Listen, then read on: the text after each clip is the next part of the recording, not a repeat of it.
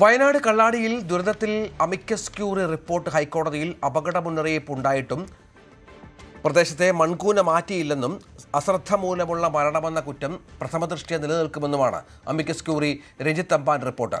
Police വിശദമായ അന്വേഷണം നടത്തണമെന്നും ശുപാർശയുണ്ട്.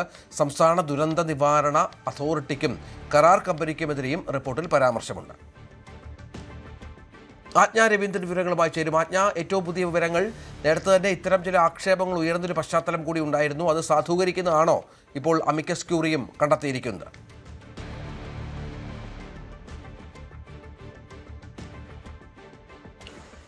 രഞ്ജിത്ത്, അമിക്കസ് ക്യൂറിയുടെ റിപ്പോർട്ട് നിർണായകമാകുന്ന തരത്തിലാണ് റിപ്പോർട്ട് ഹൈക്കോടതി സമർപ്പിച്ചിരിക്കുന്നത്. അങ്ങനെയാണ് എന്തായാലും ഉദ്യോഗസ്ഥരെയും കരാർ കമ്പനിയെയും അതുമാത്രമല്ല ദുരന്ത നിവാരണ അതോറിറ്റിയെയും നിശിതമായി വിമർശിക്കുന്ന റിപ്പോർട്ട് തന്നെയാണ് അമിക്കസ് ക്യൂറി മുന്നോട്ട് വെച്ചിരിക്കുന്നത്. ദുരന്ത നിവാരണ അതോറിറ്റി ഇതിൽ കൃത്യമായ വീഴ്ച വരുത്തിയെന്ന് തന്നെയാണ്. അതായത് പരിസ്ഥിതി അനുമതി ഉണ്ട് എന്ന കാരണം പറഞ്ഞ് ഇതിലെ ഫയൽ മടക്കുകയായിരുന്നു. പരിസ്ഥിതി ലോല പ്രദേശങ്ങളിൽ നിർമ്മാണങ്ങൾ നടത്തുമ്പോൾ അതിന്റെ കൂടെ നിന്ന് ദുരന്ത നിവാരണ അതോറിറ്റി അതിന്റെ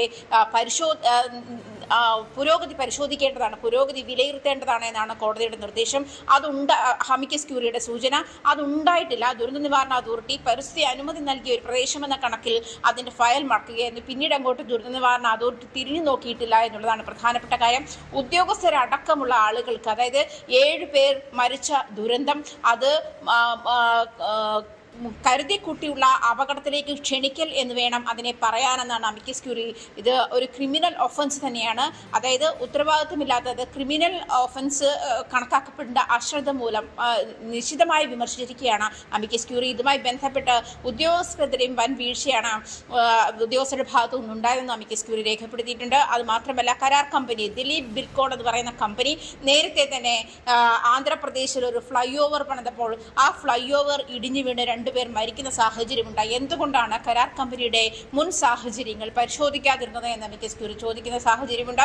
എന്തായാലും പ്രധാനപ്പെട്ട ഈ 3 കാര്യങ്ങളാണ് അമിക്കസ് ക്യൂറി കോടതിയുടെ ശ്രദ്ധയിൽപ്പെടുത്തിയിരിക്കുന്ന. ഒന്ന്, ഉദ്യോഗസ്ഥ വീഴ്ച, ഉദ്യോഗസ്ഥരുടെ ഭാഗത്തുനിന്നും അശ്രദ്ധയുണ്ടായി. അതായത് മൺകൂനം മാറ്റാൻ പറഞ്ഞിട്ടും മാറ്റിയില്ല എന്നുള്ള ഭാഗമാണ് ഉദ്യോഗസ്ഥർ പറയുന്നത്. പക്ഷെ അത് മാറ്റാൻ സമ്മർദ്ദം ചെലുത്തേണ്ട ഉദ്യോഗസ്ഥരുടെ ഉത്തരവാദിത്തമായിരുന്നു, അതുണ്ടായില്ല. അതേസമയം കരാർ കമ്പനിക്കാരനോട് നിരന്തരം ഇത്തരം ദുരന്തം ഉണ്ടാകുന്ന സാഹചര്യങ്ങൾ മുൻകൂട്ടി കണ്ട് തന്നെ കരാർ കമ്പനിയോട് നേരത്തെ തന്നെ ഇത് മുൻകൂട്ടി ഈ മൺകൂനകൾ മാറ്റണമെന്ന് നിർദ്ദേശം നൽകിയിട്ടും അവരനുസരിച്ചില്ല.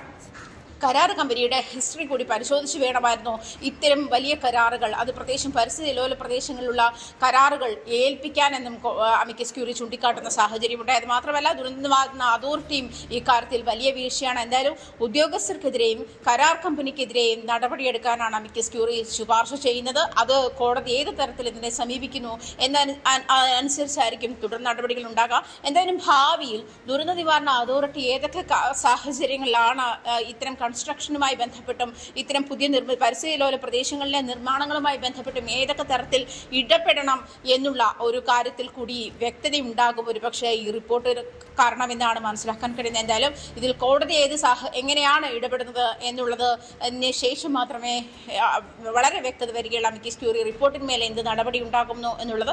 എന്നിരുന്നാലും ഗുരുതര വീഴ്ചയാണ് ഉദ്യോഗസ്ഥർക്കും കരാർ കമ്പനിക്കും ദുരന്ത നിവാരണ അതോറിറ്റിക്കുമെതിരെ അമിക്കസ് ക്യൂറി രഞ്ജിത്ത് തമ്പാൻ രേഖപ്പെടുത്തിയിരിക്കുന്നത്. രഞ്ജിത്ത്, കൂടുതൽ വാർത്തകൾക്ക് News 18 Keralam YouTube channel subscribe ചെയ്യുക.